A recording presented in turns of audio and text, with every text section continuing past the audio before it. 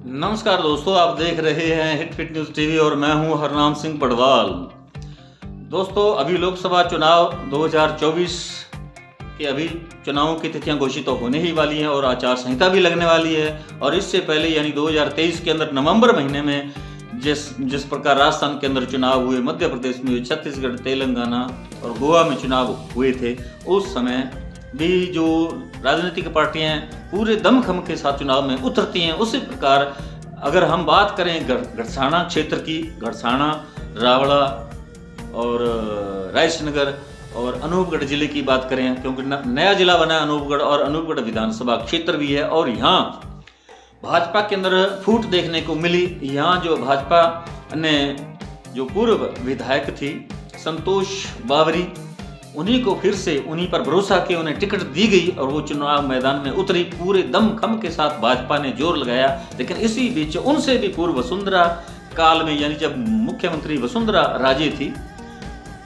तो उनके गुट की शिमला बावरी विधायक रही 2013 से 18 तक और 18 से 23 तक संतोष बावरी अनूपगढ़ विधानसभा से विधायिका रही हैं।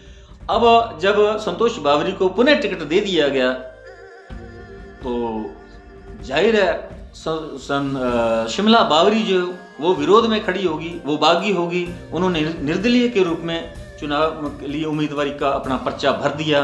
और इस प्रकार बहुत सारे जो यहाँ के स्थानीय नेता लोग हैं, लीडर हैं, वरिष्ठ नेतागण हैं, जिनमें मैं कुछ के नाम भी आपको बता देता हूँ। गढ़साना पुरानी मंडी से हैं पूर्व सरपंच मोहनलाल शर्मा, वो भी भाजपा के कद्दावर नेता हैं, वरिष्ठ नेता हैं यहाँ के। और यहाँ किशन दुग्गल हैं और बहुत सारे ऐसे चेहरे हैं जो भाजपा छोड़कर निर्दलीय शिमला बावरी के साथ हो गए और उनका उन्होंने सपोर्ट किया। लेकिन वो मात्र 10,000 वोट ही ले पाई। और इधर संतोष बावरी जो है वो भी हार गई। उनकी स्थान पर जो कांग्रेस उम्मीदवार थी शिमला नायक, वो भारी मतों से यानी 38,000 वोटों की लीड से वो जीत गई। और रायसनगर सीट जो है वो भी कांग्रेस को मिली। सूरतगढ़ सीट जो है विधानसभा की, वहां से डूंगरराम गैदर विजयी हुए। अब कहीं ना कहीं इस बार जो लोकसभा चुनाव होने वाले हैं उनके मद्देनजर अब यहाँ की जो लीडरशिप थी, भाजपा के लोग थे जिन्होंने निर्दलीय शिमला बावरी का साथ दिया था, वो कहीं ना कहीं बड़ी असमंजस में थे कि अब क्या करें, अब जाएं तो जाएं कहां। अब जो अर्जुन राम मेघवाल है, उन्हें चौथी बार भाजपा ने बीकानेर लोकसभा सीट से उम्मीदवार घोषित कर दिया है। और इसी बात की चिंता भाजपा को भी है। शीर्ष जो हाईकमान है भाजपा का, उन्हें भी कहीं ना कहीं इस बात का डर है कि 2024 के लोकसभा चुनाव जो है, वहाँ इन लोकसभा चुनावों के अंदर वो 400 पार का नारा दे रहे हैं। तो ये जो उनकी जो घोषणा है, ये उनका जो एजेंडा है, प्रोपेगेंडा है, स्ट्रेटेजी है, रणनीति है, ये कैसे कामयाब होगी अगर इस प्रकार भाजपा के अंदर यहाँ स्थानीय जो लीडर हैं, तो ये फूट तो हर किसी पार्टी में है। लेकिन भाजपा के अंदर जिस प्रकार कैंडिडेट ही, भाजपा का जो पूर्व कैंडिडेट शिमला बावरी, वो चुनाव मैदान में उतरी थी। और वैसे तो उन्हें कोई ज़्यादा यहाँ से उन्हें कोई जन समर्थन नहीं मिला, केवल 10-11 हज़ार ही वो वोट ले पाई। लेकिन फिर भी भाजपा की यही खूबी है कि वो हर मतदाता तक उनकी पहुँच है, हर मतदाता के घर तक उनकी पहुँच है। क्योंकि हर घर के अंदर कम से कम 4-5 तो वोट होते हैं, मत होते हैं। इसलिए उनकी यही सबसे बड़ी उनका ये नेटवर्क है। और इसलिए वो हर जीत के लिए किसी भी हद तक जा सकती है। एक एक वर्कर, एक एक मतदाता का ख्याल रखती है। इतना बड़ा नेटवर्क है भाजपा का। और इसलिए जो है कांग्रेस इसका मुकाबला करने में असमर्थ रहती है और ये बार बार देखा जा रहा है।